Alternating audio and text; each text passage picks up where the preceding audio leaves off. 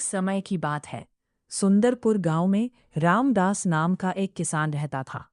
उसके परिवार में उसकी पत्नी सरस्वती, बेटा मोहन और नई बहू सीता थी। सीता बहुत ही समझदार, मेहनती और दयालु लड़की थी। शादी के बाद जब सीता पहली बार घर आई तो उसने देखा कि घर के सभी लोग अपने अपने काम में व्यस्त रहते हैं, लेकिन घर में अक्सर छोटी छोटी बातों पर झगड़े हो जाते थे। कभी अनाज की कमी को लेकर चिंता होती तो कभी पैसों को लेकर बहस होती।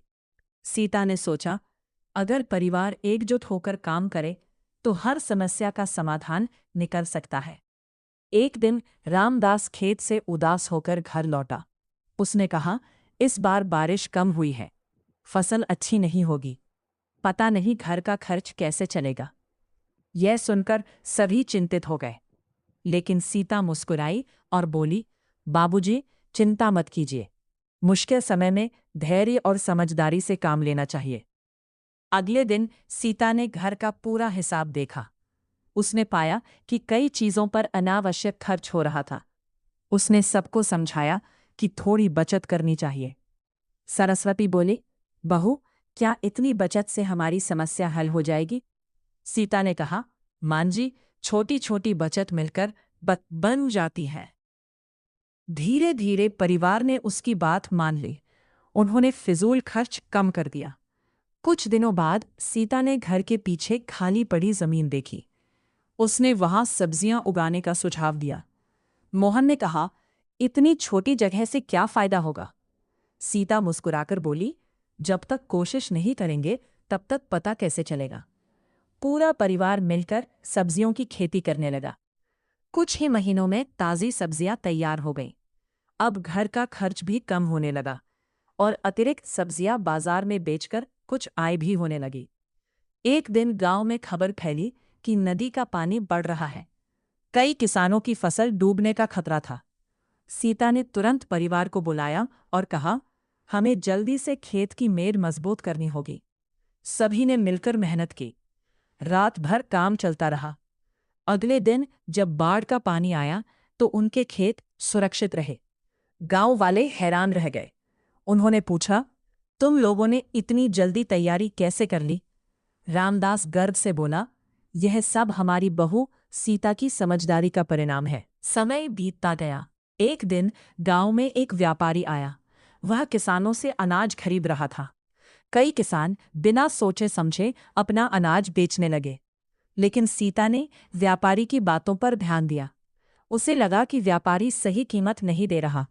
उसने रामदास से कहा, बाबूजी, अभी अनाज मत बेचिए, कुछ दिन इंतजार कीजिए। रामदास ने उसकी बात मान ली। 2 सप्ताह बाद अनाज की कीमत बढ़ गई। अब उन्हें पहले से कहीं अधिक पैसा मिला। रामदास खुश होकर बोला, बहू, अगर हमने तुम्हारी बात नहीं मानी होती तो बहुत नुकसान हो जाता।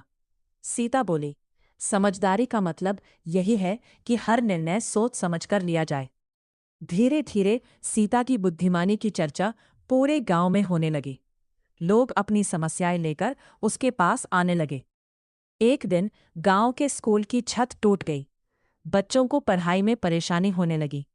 सीता ने गांव वालों की बैठक बुलाई और कहा, अगर हम सब मिलकर थोड़ा थोड़ा योगदान दें तो स्कूल की मरम्मत हो सकती है। सभी ने उसकी बात मानी। कुछ लोगों ने पैसे दिए, कुछ ने श्रमदान किया। जल्द ही स्कूल की मरम्मत पूरी हो गई।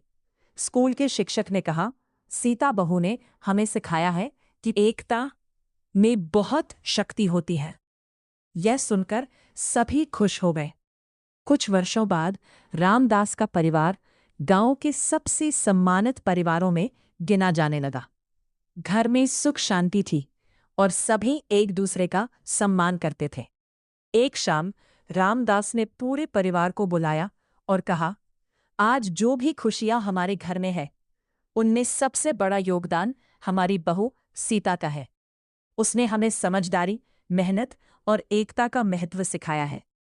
सीता विनम्रता से बोली, मैंने तो केवल अपना कर्तव्य निभाया है। परिवार की सफलता सबके सहयोग से मिलती है। सभी ने उसकी बात पर सहमति जताई और खुशी खुशी रहने लगे। कहानी की सीख समझदारी, मेहनत और एकता से बड़ी समस्या का समाधान किया जा सकता है। परिवार में प्रेम और सहयोग हो तो हर मुश्किल आसान बन जाती है।